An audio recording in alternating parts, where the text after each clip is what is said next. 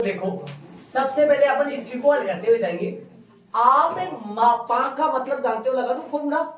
मापांक का मतलब जानते हैं, रूट एक का स्क्वायर प्लस माइनस एक का होल स्क्वायर और की होल पावर कितनी चल रही है, एक्स बराबर में 2 की पावर एक्स।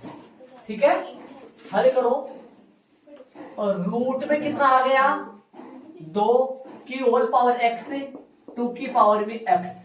देख लो आराम से। ठीक है, 2 की पावर रूट का मतलब 1/2 की होल पावर एक्स बराबर 2 की पावर एक्स। इससे पहले 11 तक हो गए थे कंप्लीट पर्सन अपने। और आज घात पे घात होती है तो गुणा हो जाती है, ये आएगा x/2 बराबर 2 की पावर x। यहां बराबर में आधार समान है तो घाते भी समान होंगे। यहां बराबर में आधार समान है, यहां बराबर में आधार समान है तो घाते भी समान होंगी। ये आपने कक्षा 8 से सीख रखी चीजें। बराबर में यदि आधार समान है तो घाते भी समान होंगी। इसका मतलब हो गया x/2 बराबर होगा किसके, x के। यहाँ बराबर में आधार समान है तो घाते भी समान होंगी। x/2 बराबर होगा x के, तो यहां से x बराबर में 2x आ जाएगा, ये 2 इधर जाएगा तो फिर तो x माइनस में 2x बराबर में 0 आ जाएगा, जो कि माइनस में x बराबर 0 आ जाएगा, जो कि x बराबर में 0 आ जाएगा। क्या आ जाएगा, x बराबर में 0 आ जाएगा। प्रश्न में क्या बोला था, अतः दिए गए समीकरण के शून्येतर,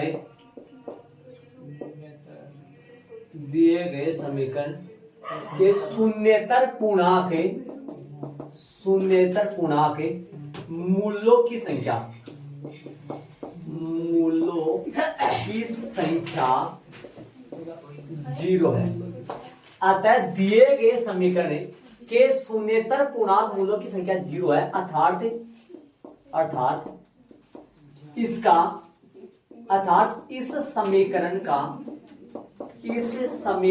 का कोई भी शून्येतर पूर्णांक मूल नहीं है, कोई भी शून्येतर पूर्णांक मूल नहीं है। मतलब ये ऐसे कह रहा है, इस समीकरण के शून्य के अलावा कोई मूल है क्या? इस समीकरण के शून्य, ये मूल है शून्य इसका। इस समीकरण का मूल क्या है, शून्य है। क्या शून्य के अलावा कोई मूल है इसका? नहीं है, तो ये लिखा है मैंने। अतः दिए गए समीकरण के शून्येतर पूर्णांक मूलों की संख्या 0 है। शून्येतर का मतलब होता है शून्य नहीं, ऋणेतर का मतलब होता है ऋण नहीं, धनेतर का मतलब होता है धन नहीं। अतः दिए गए समीकरण के शून्येतर पूर्णांक मूलों की संख्या 0 है, अर्थात इस समीकरण का, ये इस लिखा है मैंने, इस होता है, इस समीकरण का कोई भी शून्येतर पूर्णांक मूल नहीं है। ठीक है, अरे आंसर ये 0 नहीं है भैया। 0 का मतलब क्या है, 0 का मतलब क्या है, इसका अक्ष का मान तो 0 निकला, लेकिन ऐसा अक्ष का मान निकला क्या जो 0 नहीं है? ऐसा अक्ष का मान कोई आया क्या इसका? नहीं है, कोई भी अक्ष का मान ऐसा नहीं है जो 0 नहीं है। तो इसके शून्येतर पूर्णांक मूलों की संख्या 0 है। ये 0 ये नहीं है, ये 0 ये नहीं है, अक्ष का कोई ऐसा मान आया कि जो 0 के अलावा है, नहीं है, तो उनकी संख्या तो 0 होगा ना। ये वाला 0 ये नहीं है, ऐसा अक्ष का मान कोई, ऐसे अक्ष के मान कितने हैं जो 0 नहीं है, बताओ। ऐसे अक्ष के मानों की संख्या बताओ। मैं लिख दूं, चलो झूठा लिख दूं, चलो मैंने झूठा लिख दिया। अक्ष के मान ऐसे कितने हैं जो शून्येतर है, शून्येतर मतलब जो शून्य के अलावा 2 है, तो यहां क्या लिखता मैं 2। कोई ऐसा मान आ रहा है कि जो शून्येतर है, मतलब जो शून्य के अलावा है, कोई नहीं है, तो ये संख्या, ये 0 वो नहीं है, ये उन मानों की संख्या है जो शून्येतर है, मतलब जो शून्य के अलावा कोई आएगा नहीं, इसलिए 0 आया। ठीक है, तो चलिए इसके यदि 2 आ जाते हैं, कभी कभी 2 भी आते हैं ना, द्विघाती समीकरण में 2 आते हैं। ऊपर वाला हल करना पता है आपको, ये सूत्र क्यों लगा, मापांक का सूत्र होता है ये, √2 आ गया, ये तो आधार घात पे घात तो 3 गुना होती है, x/2 आ गया, आधार समान है, 2 बराबर आ रहा है तो इनकी घात भी बराबर होगी, 2 इधर गया, 2x फिर -x। चले प्रश्न नंबर 13 में आ जाओ भाई। प्रश्न नंबर 13 में आओ। यदि a plus iota b, c plus iota d, e plus iota f, g plus iota h बराबर capital A plus iota b हो तो दर्शाइए कि a² प्लस b², देखो इनसे a²b² बनाना है।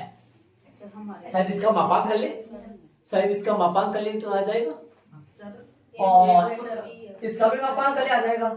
सबका मापांक करो, दोनों पक्षों का मापांक लेने पर, दोनों पक्षों का मापांक लेने पर, दोनों पक्षों का मापांक, दोनों पक्षों का मापांक लेने पर, लो मापांक, अरे पूरा का मापांक देखो, जैसे मान लो मापांक x और मापांक y हो तो x का अलग मापांक हो जाता है, y का अलग मापांक। ये बात मैंने बताई था, भाग में और गुणा में खुल जाता है, अलग अलग हो जाता है, भाग में गुणा में ये अलग अलग हो जाता है, जोड़ बाकी में अलग अलग नहीं हो पाते, समझ रहे हो? तो मोड a प्लस मापांक b का, ठीक है, अलग अलग कर दूं पहले ही, और वैसे तो एक साथ कर दो पहले तो ना, मिनटों में कर दो एक साथ, और c प्लस में आयोटा d, और e प्लस में आयोटा f, और g प्लस में आयोटा h, बराबर में a और आयोटा कैपिटल b। चले बोलो, अलग अलग कर दे मापांक, a प्लस में आयोटा b, c प्लस में आयोटा d का भी मापांक, e प्लस में आयोटा f का भी मापांक अलग, और g प्लस में आयोटा h का भी अलग मापांक, और कैपिटल A प्लस में आयोटा कैपिटल B का भी अलग मापांक। ठीक है, करो मापांक। मापांक का सूत्र आप जानते हो, क्या होगा? और √a² प्लस में b² इंटू में रूट में c² प्लस में d² इंटू में रूट में e² प्लस में f² इंटू में रूट में g² प्लस में h² और इक्वल में रूट में कैपिटल A² प्लस में b²। दोनों पक्षों का वर्ग करने पर आ गया, दोनों पक्षों का वर्ग, दोनों पक्षों का वर्ग करने पर, दोनों पक्षों का अपन वर्ग करेंगे तो वर्ग कर लो, वर्ग करेंगे तो रूट हट जाएगा। अरे रूट x y हो ना तो रूट x अलग हो जाता है, y का अलग हो जाता है, तो अलग अलग हो जाएगा इनका सबका, तो अलग अलग हो जाएगा, रूट हट जाएगा, सीधा लिख दो a² प्लस में b² c² प्लस में b² और e² प्लस में f² और g² प्लस में h² बराबर में कैपिटल A² प्लस में कैपिटल b²। ये अपना HP है।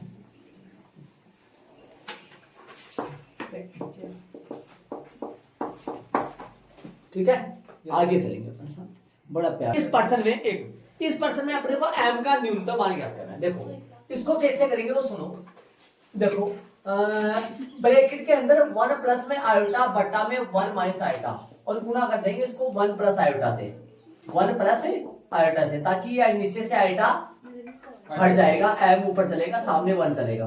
चलो ऊपर लिखेंगे अपन, सरल सुविधा लग जाएगा, सीधा गुणा को दूं 1 आ जाएगा और प्लस में आयोटा आ जाएगा और प्लस में आयोटा आ जाएगा और प्लस में आयोटा का स्क्वायर आ जाएगा, बटा में क्या आएगा, बटा में आएगा 1 का स्क्वायर माइनस आयोटा का स्क्वायर की होल पावर चल रहा है m गुणा बराबर में चल रहा है 1, गुणा ही क्या है, ये गुणा ही है। ठीक है, चलो ध्यान दो आगे, मतलब गुणा कर दिया, 1 को 1 से 1 आ गया, 1 को आयोटा से आयोटा आ गया और माइनस प्लस आयोटा को 1 से आयोटा और आयोटा स्क्वायर।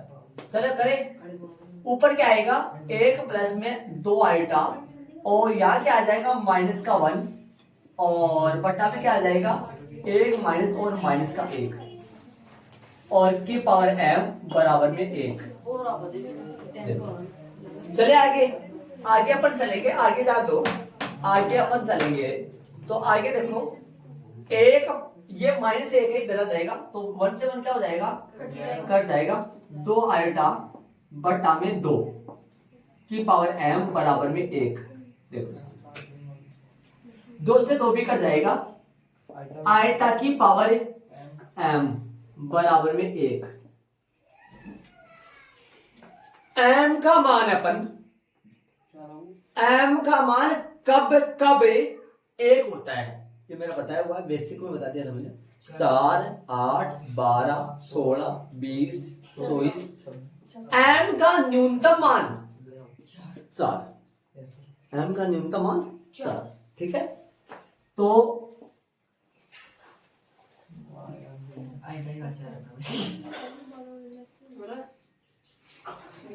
यह अतः लगा तो सीधा है, यह यहाँ m के मान, यहाँ m के मान बराबर 4 8 12 16 चलता रहेगा ऐसे। ठीक है, अतः m का न्यूनतम मान, m का न्यूनतम जो मान है वो कितना आया अपने पास है, 4 आ गया। ये इसका आंसर आ गया। m का न्यूनतम मान पूछा था तो कितना आ गया, 4 आ गया। ठीक है, तो देखो तो अपना चैप्टर नंबर 4 जो कि आपकी बुक में 5 हुआ है, नए सिलेबस के अनुसार 4 था, ये अब कंप्लीट हो गया। कल से अपना आगे वाला चैप्टर चलेगा। कल